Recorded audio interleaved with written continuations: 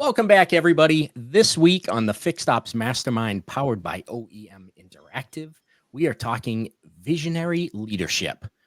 We have three guests with us here today, Veronica Dunford, Randy Noel, and Heather Parody. And before we get started, a big thank you to our show sponsor. This week is brought to you by IntelliCheck. Stop guessing about your place in the market. Utilize IntelliCheck's competitive pricing analysis reports to compare your service prices to those of your competitors. Fine-tune your pricing strategy, highlight your favorite prices, and foster trust with both new and existing customers. Visit IntelliCheck.com today to get started. Thank you very much to IntelliCheck. And so today's show, as always, we'll break this up into three segments. First segment, we're going to talk about what leadership is. And second segment will be, how do you see things differently? And third, we will bring it home with qualities of a visionary leader, which I'm sure we will cover a bunch of those as we go through, but that's how we will wrap it all up. And so start this out with, other than the typical set of qualities for a leader, and some things that we talked a little bit about before we came on air, of getting people to do work, getting people to do good work, performance, that type of things. How do you envision leadership differently than most people do? And Veronica, I'll start with you on the end there. Oh, pick on the new girl. I appreciate that, Dave. Actually, that's a great question. Being that I've been in a lot of different industries and leadership roles in my life and in my career, I found personally that I have a different leadership style than most. I bring on a totally eclectic personality types in the business that I run, especially today. And I empower each and every one of them to make their own decisions. I'm not a micromanager. I'm definitely not the type that makes them answer to me every day. This is the common goal, the common theme. And I want your ideas. I want to see how you want to get to that goal. From the outside in, people are usually kind of like, and you think this weird group is going to get you there? And in the end, we always do. We come together as a team, we grow as a team, we play as a team. And at the end of the day, yes, I'm one of the majority owners, but I think I look for the best qualities in each person that I choose. And I can see how they all fit together. So it works. It works really well. And I think this last month has shown that our leadership and our goals were met.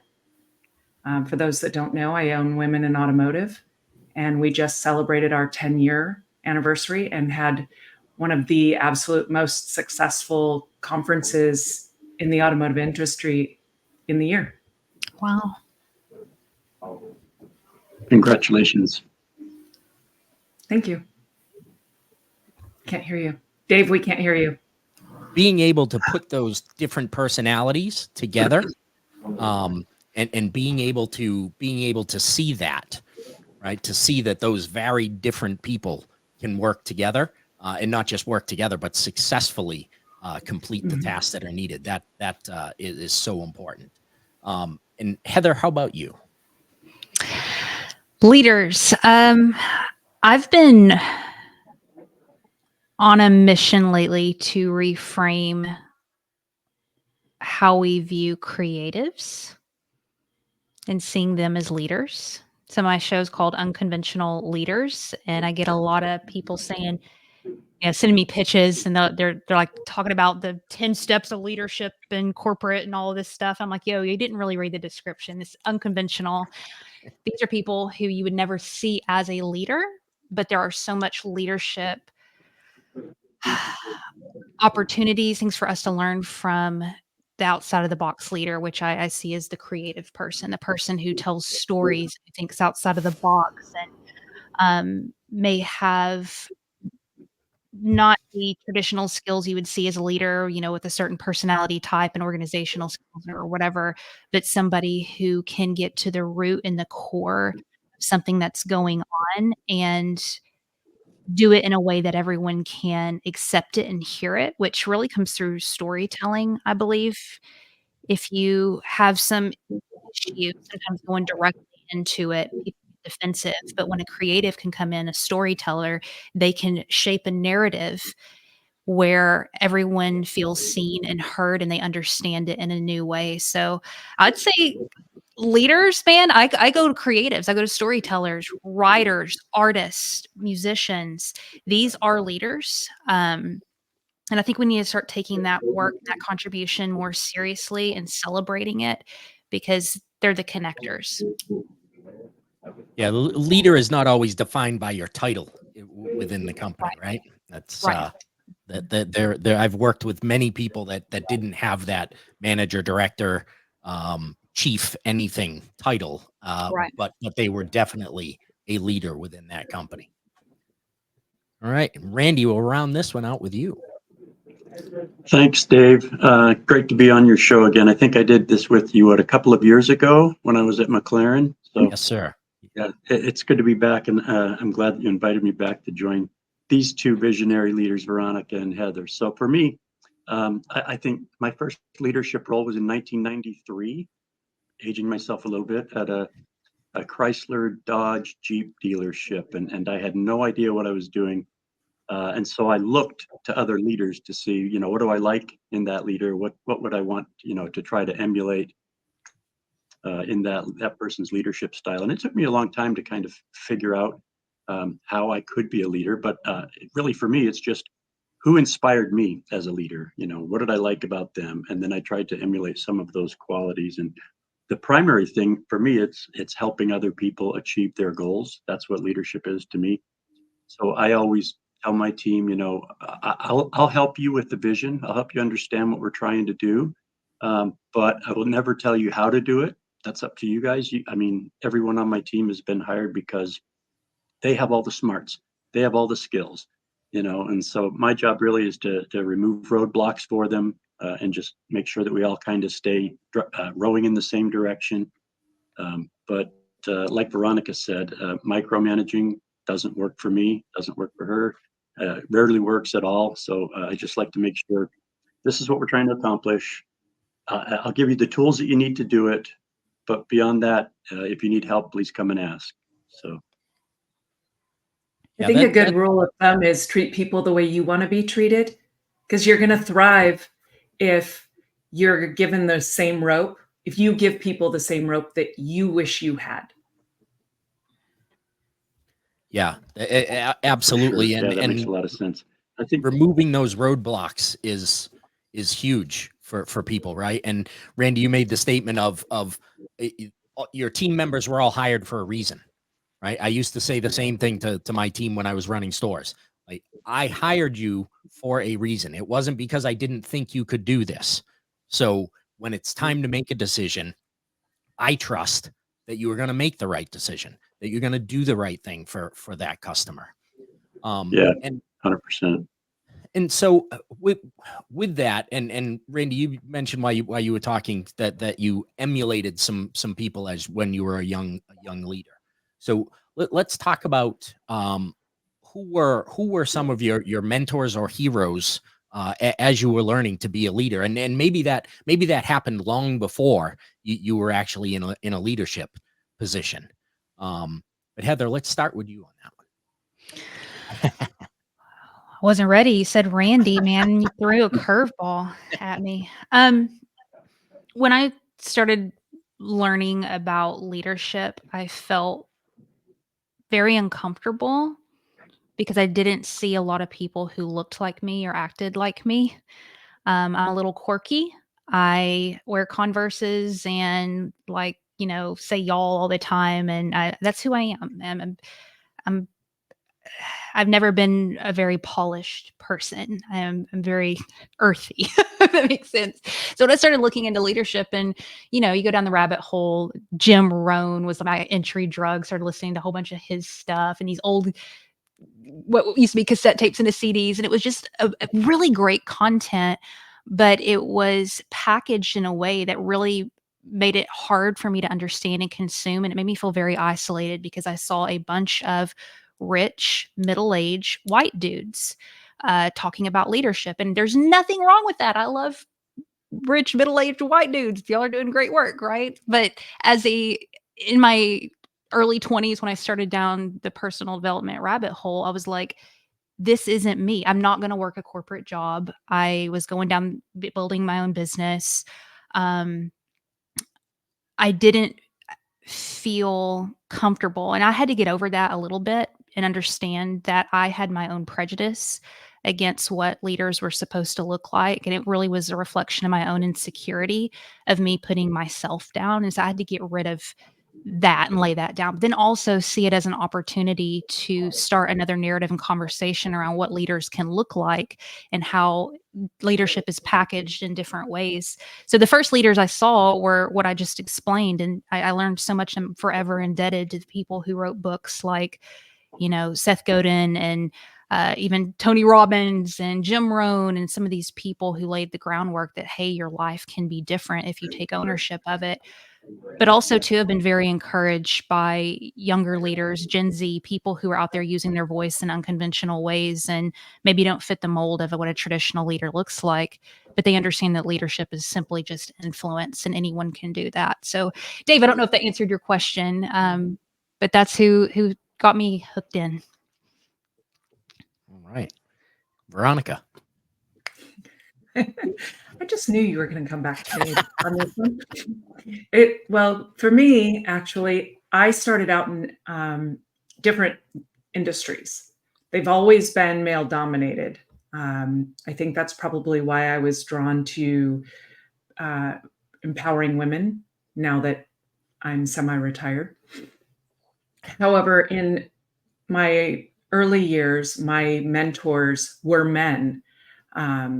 I took a lot from Tony Hsieh. I worked on a project with him. If anyone remembers Tony, God rest his soul, but he was amazing, very visionary, knew everything about everything when it came to customer service and the customer experience. Delivering Happiness, if no one's read his book. Yeah, one of the really best you could recommend to someone about how to treat the customer. And prior to that, just in business, always challenging me. One of my early on bosses, then business partners, Jim France, he was absolutely amazing. Still is, good friend. Him. And then, I move into automotive. I never really had female friends, save a few, until I got into automotive. Once I got into automotive, I absolutely made some of the best friends and mentors I've ever made in my life. Wow. I found that there were so many women that were like me at the time, that worked so hard to get where I was, that I was abrasive. And I felt like I wasn't worthy of female friends. Mm-hmm. And then those women that I became friends with changed my perspective. And they are some of the best friends I have. Kathy Gilbert, Bobby Heron, Lisa Copeland is a wonderful mentor. It's just phenomenal. And still the men, though. I mean, my boss of 15 years is one of my best friends, Mike Trasati. And then to give me the perspective on look at the talent, not the title, when building a team, Dan Moore. If you read his book, one of his favorite saying is, "We're just a band of misfit toys trying to reach a goal." And it works. We all have different talents. You know, the one thing with women in automotive, we are not employees, we're all volunteers. And we do great things together. And we do great things for this industry. But everyone comes together and donates their time and their efforts. So obviously we're doing something right if we can do that. She makes me want to switch to automotive industry, man. Veronica, you just Come on over, Heather. We'll take you. sold, man. That was good. It is a band of great people, isn't it? That's for sure. Randy, we started this with you, and then I switched away from you. So Trick, mentors man. and heroes. Yeah, no worries. I was happy to listen to Heather and Veronica. So for me, again, some of those folks who have inspired my leadership style, I guess some of my mentors, heroes, Carl Sewell, he's a car dealer there in Texas. He wrote a great book way back in the early 90s, Customers for Life. So I took a lot from And his that. nephew, Colin. He's Sorry? amazing. Yeah. I said, and his nephew, Colin, he's incredible. Yeah, so his philosophies really kind of set the course for me in automotive after sales leadership. I started with Carl Sewell, and then later on, Alan Mulally, when he took over Ford and saved them basically during the 2008 financial crisis, and made the Ford the only company that didn't have to take financial assistance from the government because he was just a genius at running that business. So I took a lot from Alan Mulally. And more recently, I'm inspired by Mary Barra and what she's done at General Motors.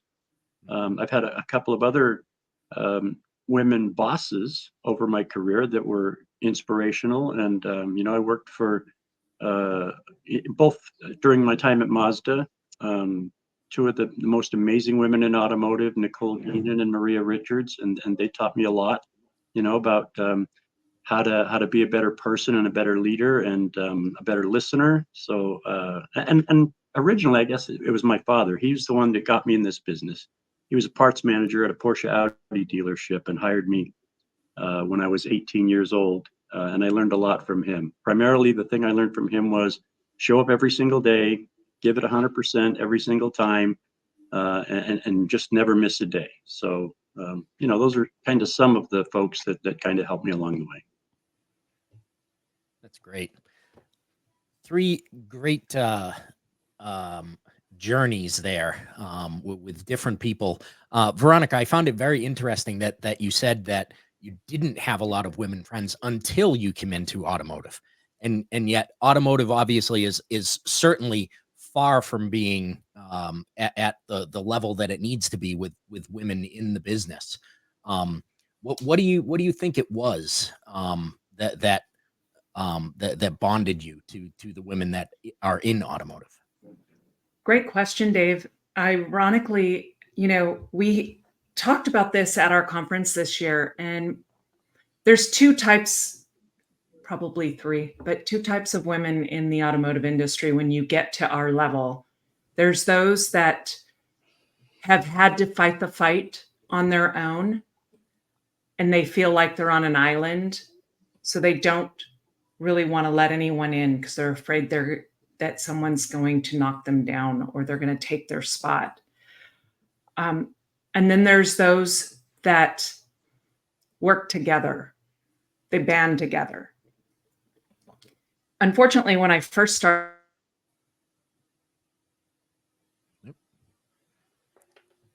Man, we lost Veronica for a minute. All right. Bandwidth issue. Yep. Well, she's leaving us. She's leaving us hanging there. She's got a great point to make. At least she looks good the way she froze there. So sometimes you have like one eye open or most people do not freeze. And most people do not freeze in flattering poses, right? So, right. All right. While we wait for Veronica to come back, we can take a quick break for our quote of the week. That is, the visionary starts with a clean sheet of paper and reimagines the world. That is from Malcolm Gladwell, and that is brought to you by Parts Edge. And so, well, I was hoping Veronica would be back when we came back, but so we'll with that we'll move into to segment 3. As the quote just said, reimagining the world. So how do we see things differently as visionary leaders? And Heather, you also are a COO to a fractional COO to visionary leaders, right? Mhm. And that has to be a bit. Sorry, just hey, Veronica's back. I don't even know what happened there. Everything in the house went black, so I'm sorry. All good, all good. So we moved over to how we see things differently, Veronica. But do you remember the point you were making? Because it sounded like you were about to make a great point. Oh, I was. I'm sorry. The Yeah, two different types of women that came up in Yeah. automotive. yes. And then think I was at the part where I was saying that, then there's the women that like to or want or need the support because they actually get what they need when they're in a group. And that's the foundation that we're building with women in automotive is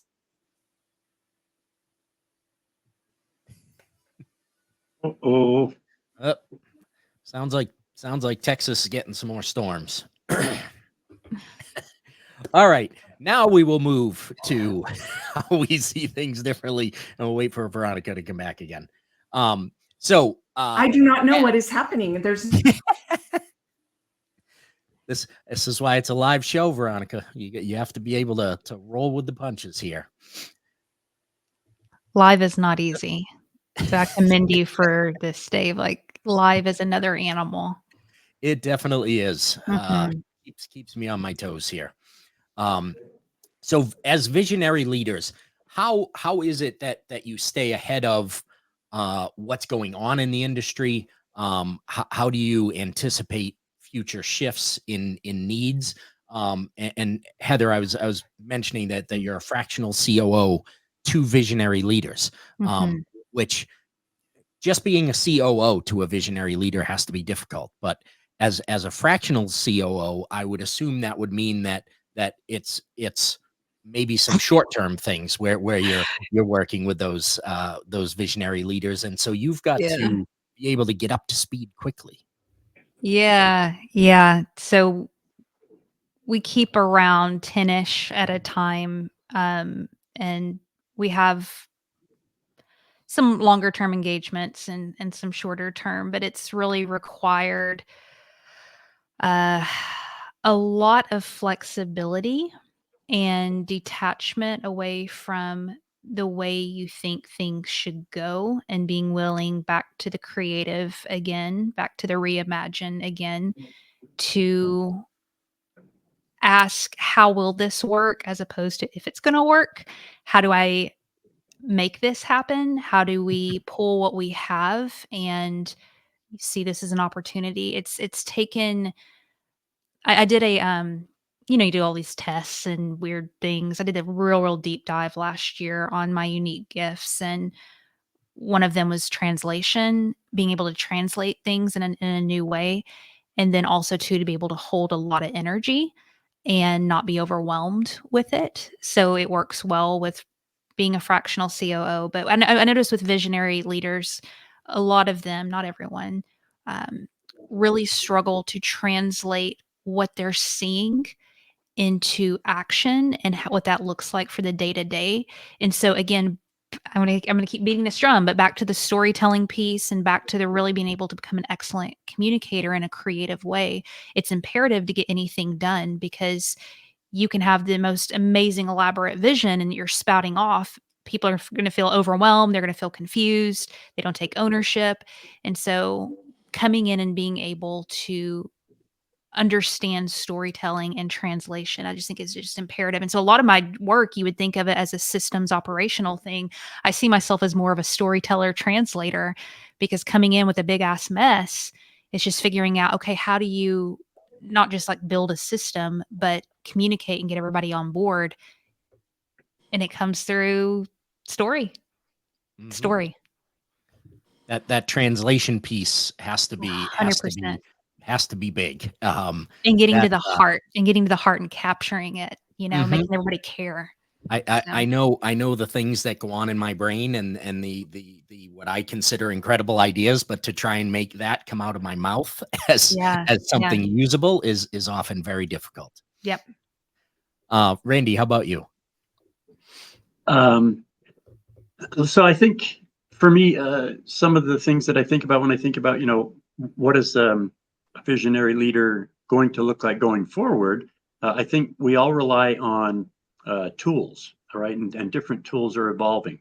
And so, for example, here at Zinger Vehicles, we have a lot of smart humans in the building, but then we feed all of their good ideas into this amazing high-tech computer system that Kevin and Lucas Zinger have developed, and then the AI takes over, and so we give it the ideas, and it kind of does that translation for us. It tells us what parts need to look like, what they need to be made of, how much they need to weigh, and so forth. So I think AI will be a very big asset and assistant to us, but it has to start with the humans that have the big ideas, right? So we put the ideas in, and like you said, we have something in our head, but we maybe don't know how to make it come out the mouth. I think AI can help us with that, because what it can do for us is 10,000 iterations in 5 minutes, where something might have taken us, 5 years to develop our process or our style. If we put that big idea into this kind of software system, it can iterate over and over and over again until it comes out with, here's how you ought to say that, Dave.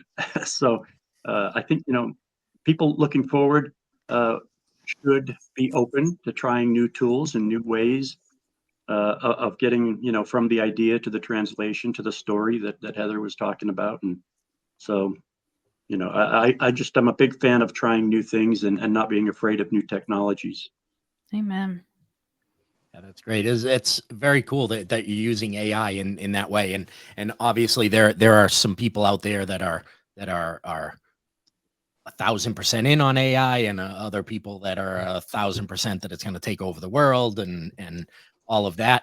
And like anything else, there's two sides to a story, and somewhere in the middle typically lies the truth, right? Sure. And to know that you're using AI in that way, in generating, not generating the idea itself, but in bringing that idea to life, is very cool. Veronica, welcome back. Oh my gosh, I am so sorry, Dave. This is what live brings us. So I'll bring you up to speed. So we were talking about how a visionary leader stays ahead of industry trends and how you anticipate future shifts in needs for the team. Well, I think I didn't get to hear the other answers. But I think for us, for me, I attend a lot of the conferences in our industry, as well as my team does. And we're all from varied backgrounds and companies. So thankfully, we all bring our ideas, our company information, as well as the different products and technologies to the table when we have our meetings and discuss what's best, because we provide that, not only the community for our members, but mentorship on, building their careers, building their leadership skills. And we want to be able to advise when they ask us these questions. So I think just the fact that we all have different perspectives, as well as careers ourselves outside of what we do, is really a game changer for us and is helpful. It's great. So what I've heard from all of you is that it is never a singular thing, right? Where we're talking about visionary leadership and visionary leaders here, but it is never a singular person that is making these things happen. So let's talk about innovations in training and development, and some of the things that you guys are excited about that are coming around. And Randy, you opened the discussion on with AI, about AI. I think there's a lot of different things that AI can really help with training. I listened to a podcast the other day with I can't think of his first name, but the founder of Khan Academy, and some things that they're doing with AI and in secondary education, and it's amazing the how AI can help really transfer that knowledge in a way that's helpful to the person that's using it.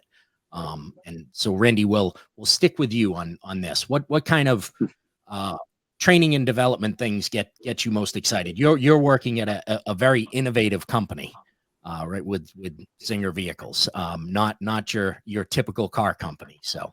No, for sure. It's unique and singularly unique in the entire industry. And so, when I left McLaren, I thought I would never find another brand that inspired me as much as McLaren did. But I have to say, Zinger Vehicles, the way that they design, create, 3D print the parts, assemble the cars, everything here is done completely different than in the rest of the industry. And to me, that's inspirational. And I'd like to take that to, how do we deliver training for, dealership technicians? We have 20 dealers around the world. Do I want to make them all come here to Los Angeles, or can we do some remote, some AI assisted virtual learning?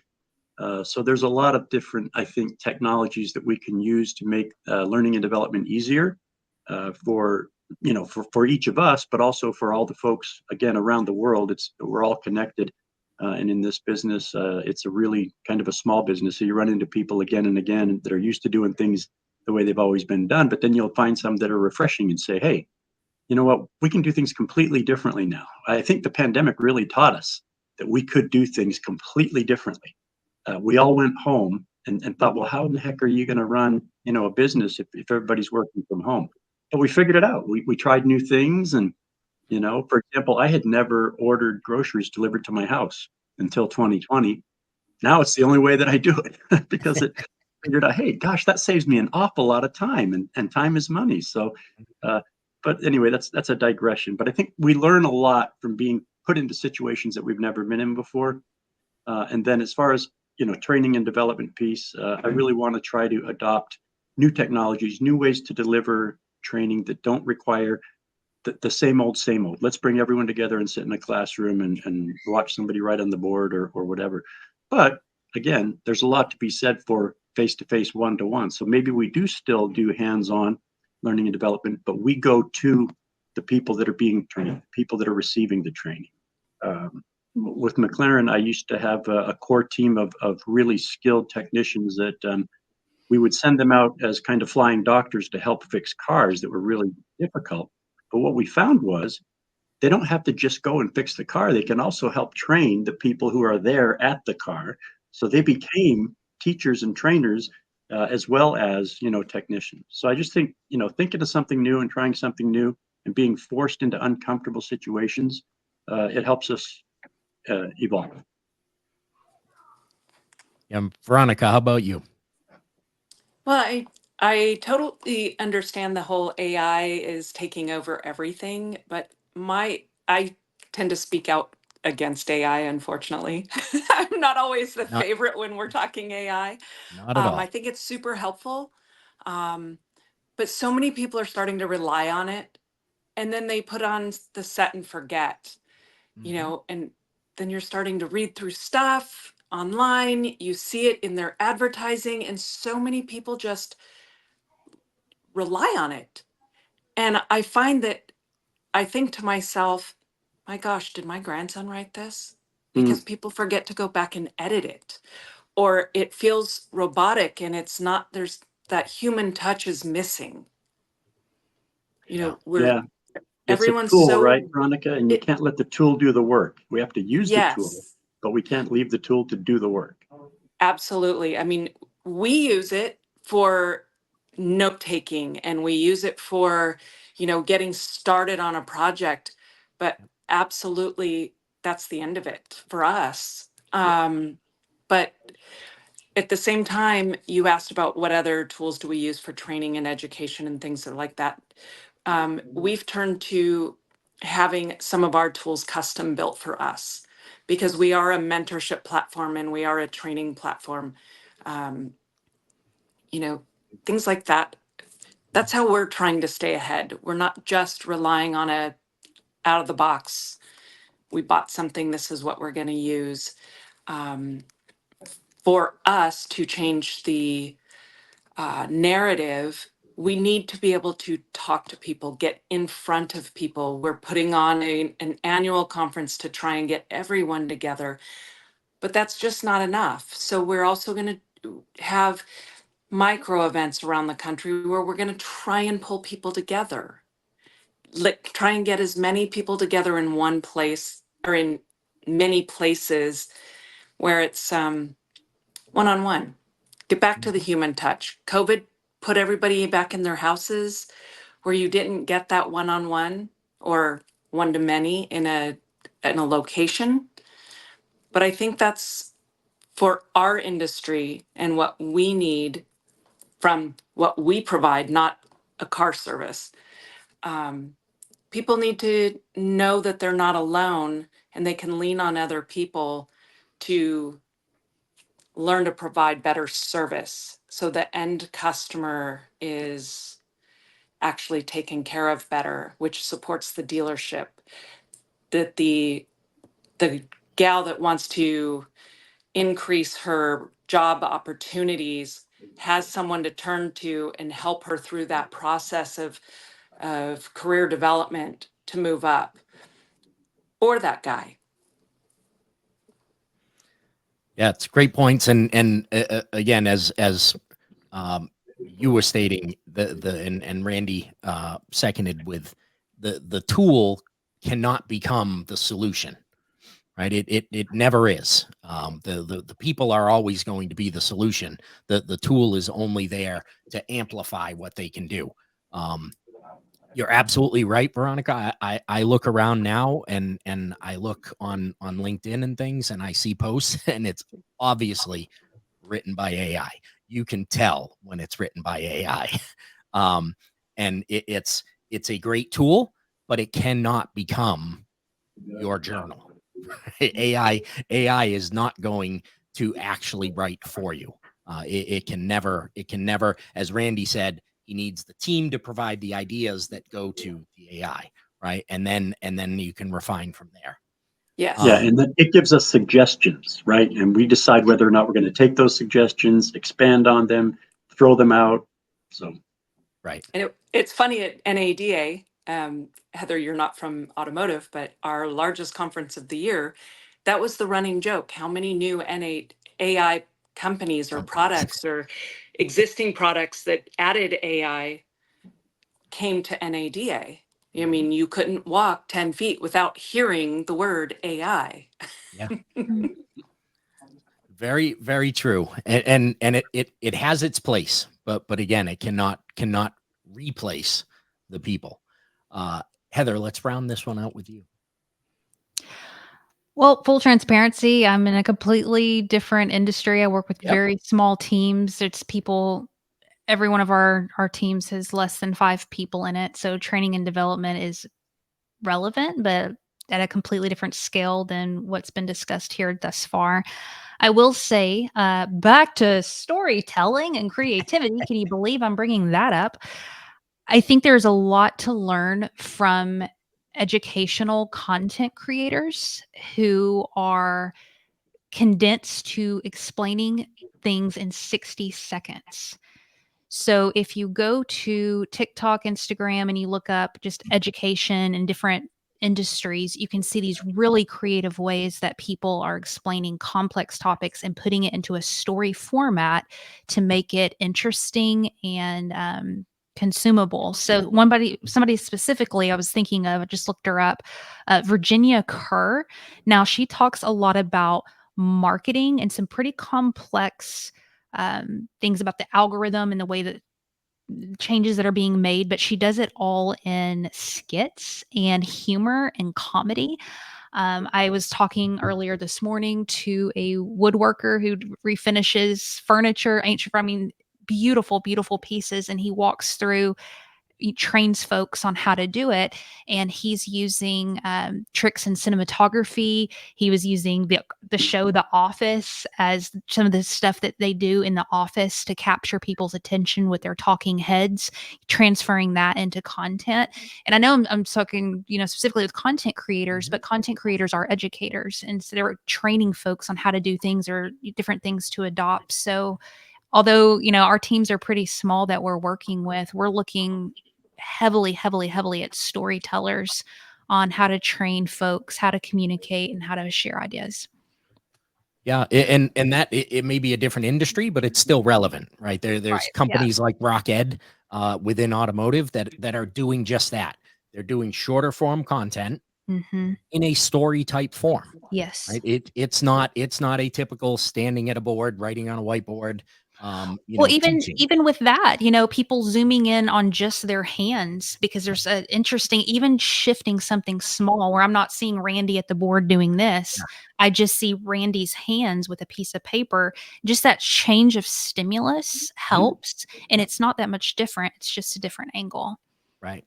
And it's about looking at things differently, right? The old Right. phrase, we've always done it that way, done it this way. That makes me want to rip my eyeballs out every time I hear it. I thought you were going to say it makes you want to pull your hair out. Yeah, that happened a long time ago. It's if we don't start to look at things differently, then it will always be the way that we've done it, right? And so those, we can talk about TikTok and Instagram and people's short attention spans and all that, but if you can do things in a creative way and take 30 seconds to a minute and get somebody to remember something, then is that not better than a 4-hour class that they walked out of and don't remember anything because it was just the same old thing? Right. I think there's something to be said with creative restriction to say, how do I make this more interesting? A question you can ask is, how can I restrict this? Because then it's going to force me into a perimeter that's going to make it outside of the box. And people say, oh, I'm not creative. And I'm like, well, you will be if you put a parameter around it and you say, I'm going to make a 4-hour training a 1-hour training, and we're going to do it in a different room. You're sure now going to be creative after that. And so sometimes just asking yourself, what restriction can I place on this to put myself in a box so that I can be innovative is helpful. It's a great way to see it. All right. So we are going to do our stat of the week now. And that is brought to us by Petra Automotive Products, developing the next generation of leaders. Excuse me, is the top challenge for 55% of CEOs, while only 11% of HR leaders feel that they have a strong bench that can take over leadership roles as they open up. And so that begs the question, if the CEOs, the people at the top, are realizing that leadership is so important, how do we get to that gap? Which I'll bring that back up, right? Only 11% of HR leaders feel that they have a strong bench. So somewhere we have a gap. The CEOs know that they need to develop leaders, but within that, we're only at 11% that feel they actually do have the bench that is needed. And so segment 3 is brought to us by Automotive Warranty Incorporated. They are a family-owned and operated warranty claims management service based out of Denver, Colorado. For over 30 years, there are 300 highly qualified warranty administrators, team leaders, auditors, trainers, and support staff have been processing manufacturer warranty claims. They currently process more than 100 million in warranty per month. You can find them at Automotive Warranty Network Inc.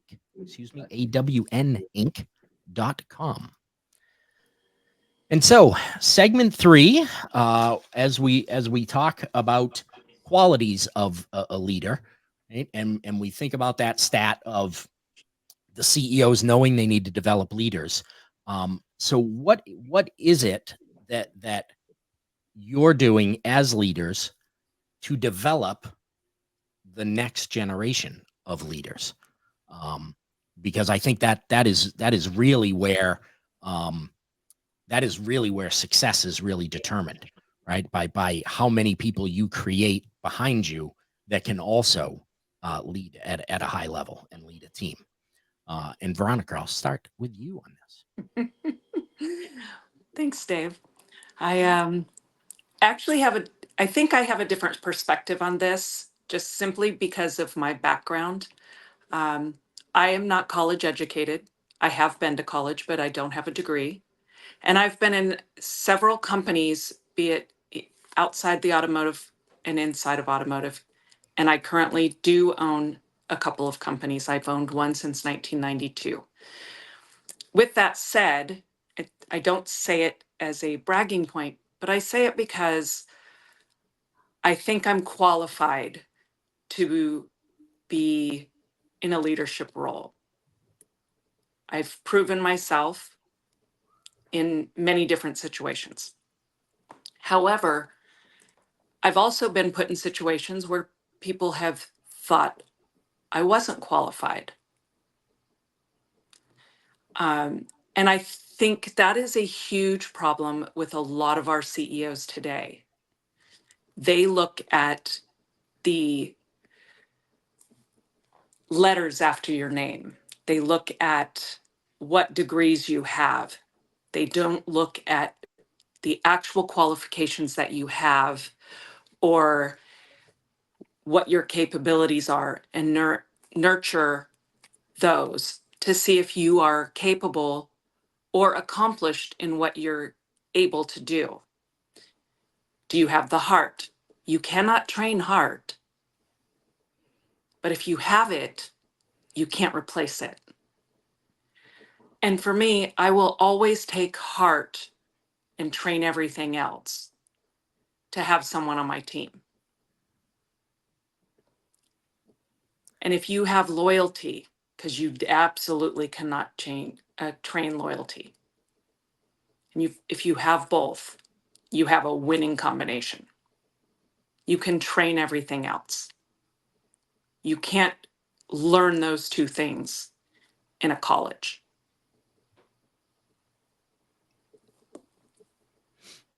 I love that. The it do you feel that is the disconnect there, that we're looking too much at, call it pedigree, and not enough at the other, maybe more indecipherable qualities? I think it's a lot of it. I've watched really good companies overlook and lose um, people because they'll bring in someone from the outside, not promote from within a loyal, caring individual that's more than qualified, all because they want a pedigree. Mm-hmm. I've watched companies die over culture, not having recognized that people that have been there far too long are the cog in the wheel. Not that they have too much heart, it's just Mm-hmm. they've been there too long and they at least need a kick in the butt. It's interesting. I used to work for it was a six dealership group, and the owner of the group used to say that my best employees are my longest term employees, and my worst employees are my longest term employees. Exactly. And ironically, I have a client now, no names mentioned, obviously, but because of the statement I'll make, their problem on my first meeting, and I asked them, I said, so do you think your issue is a process problem or a culture problem? Mm. And they just kind of looked at me and I said, quite honestly, you have a process problem, but you can probably fix your process problem by fixing your culture problem. Which is And more often than not the case. yes, absolutely. And as soon as they thought about it, by the next morning, they actually answered and said, yes, you're probably right. So. All right. And Randy, over to you on this same subject. Remind me again what the question was, because I wandered around in my head listening to Veronica, and I don't remember what you were asking. I'm So- sorry. Not at all. It was wonderful. I'm hanging on every word, and I forget what Dave was trying to get us to talk about. Yeah. So the qualities of a visionary leader Yeah. is where we were going with that. Okay. Yeah. So I look back and I think, one of my favorite quotes, you shared a quote earlier. One of my favorites is, and I'll probably get it wrong, but it's something like, you can get anything you want out of life if you'll just help enough other people get what they want. And it was Zig Ziglar that said that way back, probably in the 80s or something. But I think true visionary leaders are people who like helping other people succeed.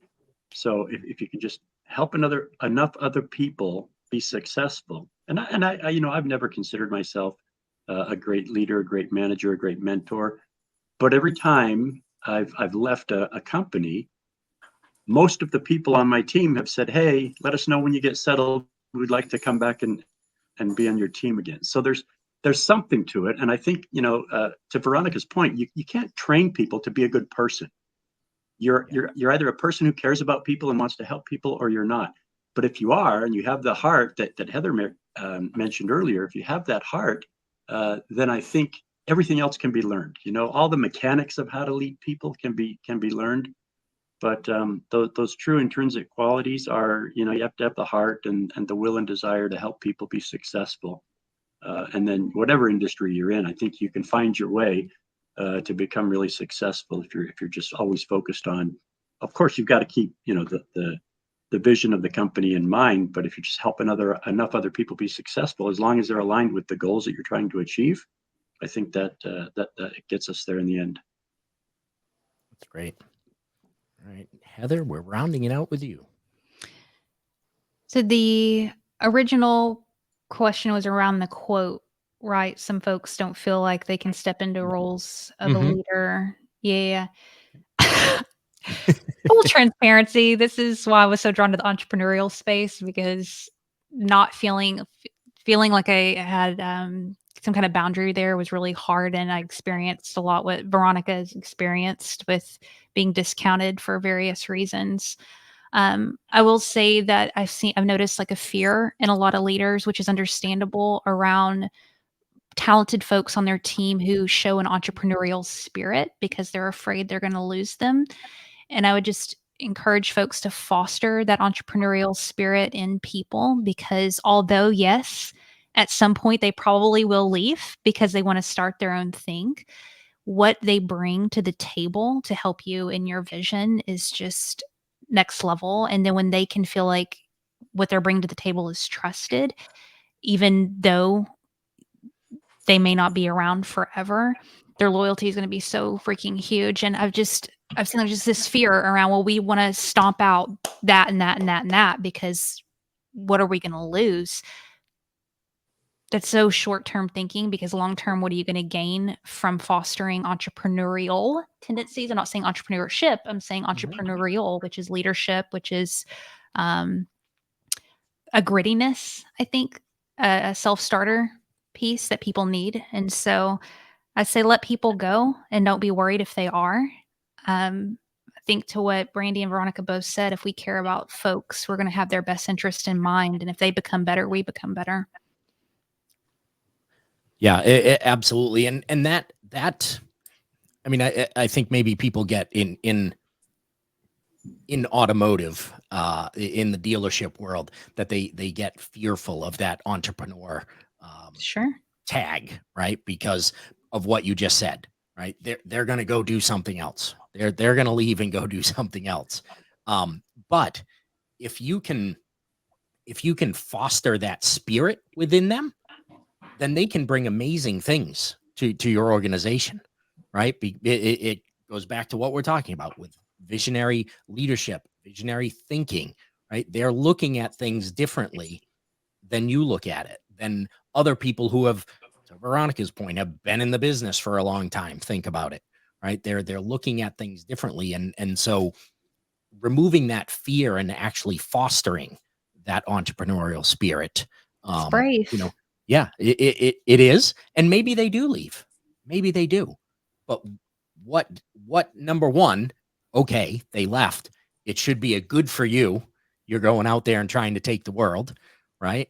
But number two, what did they give while they were there?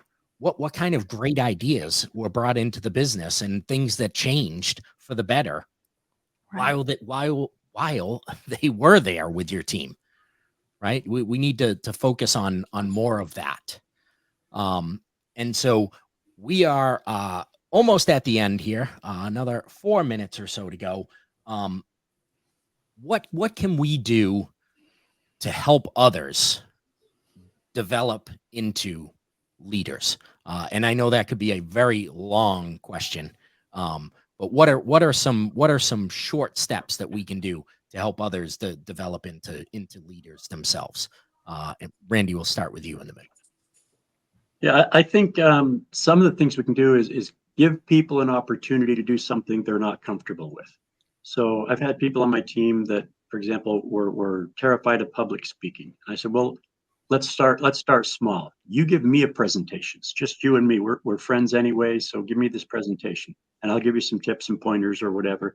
Then I want you to go back and rehearse it in front of the mirror, or give the presentation to your husband and kids, or whatever the case might be. But I think, give people opportunities to try something they've never tried before, and it's okay, and let them know it's okay if you're not good at it. There's a lot of things I'm not good at, but I either find someone else who is good at it and bring them on the team, or I commit to learning it. So I think we can kind of reverse that and help develop the next generation of leaders by just give them an opportunity to do something, challenging, scary, and difficult. Help them, through that process and get better at it. And so coaching, I think, is a big part of it, but it's really just specifically setting aside or pushing yourself to give people opportunities. A lot of folks think, it's just easier if I do it myself. Well, it probably is easier if you do it yourself, but that's not helping the rest of the people on the team. It's not helping them develop. Right. So I think, maybe just push folks to try something uncomfortable, give them the opportunity, and let them know it's okay if you hate it. It's okay if you suck at it, but you get the opportunity and maybe you'll end up liking it. Excellent. Heather? Heal yourself, heal your heart, heal your insecurities. I mean, the best way we can empower other people to step up and be better is for us to step up and be better. So do the deep shit work on your own self. And we all say we do that, but it's a continuum. It's never ending. So heal. Excellent. Veronica? I think that's twofold. One, if it's for you personally to get on a leadership path, get a mentor. Everyone should have one. There's ways to find them. We do mentoring for men and women, either way. But if it's for your company and you're trying to find leaders and get more leadership within the organization, I would suggest a good business coach for not just your person, but for your team. Because part of it is your person or your team may have some dynamics within that is also hindering that leadership rising to the top. All great points. Thank you so much, everybody. Heather, Randy, Veronica, we are grateful for the time that you poured into the audience today. We thank you so much for being here. Thank you to our sponsor, IntelliCheck, for this week's show. And we will see everyone next week. Again, thank you, everybody. Heather, Randy, and Thank Veronica, you. Thank you so much Nice for to being meet here. you both, Heather. Nice meeting y'all Veronica. too. Thank you. Thanks for having Dave. me.